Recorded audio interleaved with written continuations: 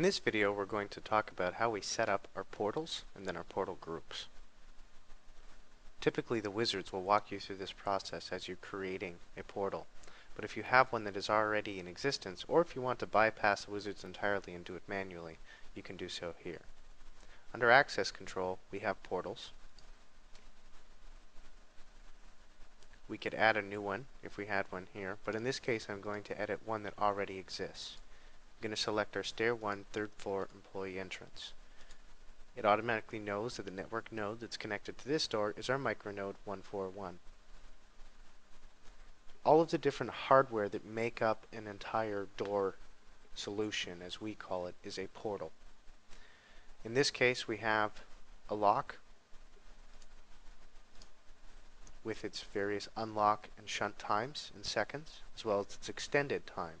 These are usually ADA compliant and can be selected by individual when you're creating a new user.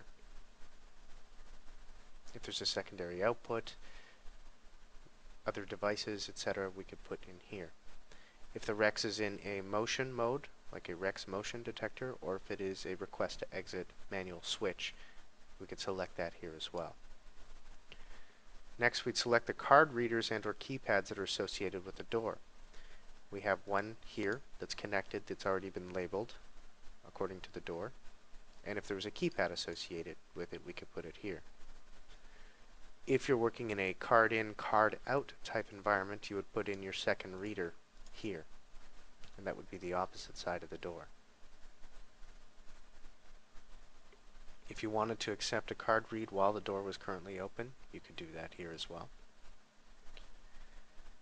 For double card presentation, you can select this checkbox to enable it, and then apply a time spec to it as well.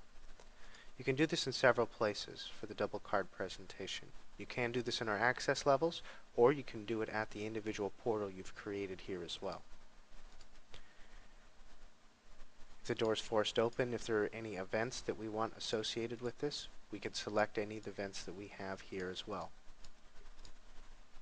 For instance, if we wanted it to beep whenever there is a valid access, we could set the time with which it beeps and select that from our events selected there.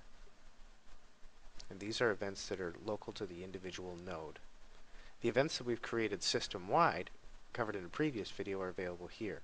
So in the event that the door is forced open, we can select any one of the events that we've selected. If the door is held open, what to do in the event of an invalid swipe or a valid swipe, and various other settings that are available here. You can also choose to enable or disable any of these by selecting the checkbox just below it. Once you're finished making changes, you can click Save.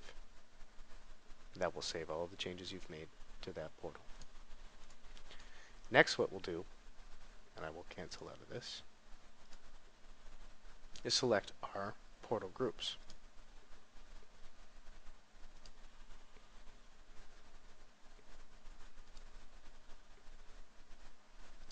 Similar to how we select other groups or other devices in our system, we can click Add to create a new one, give it a name, a description, any unlock time spec, or if we want to collect a first in unlock rule, we could set that up here as well.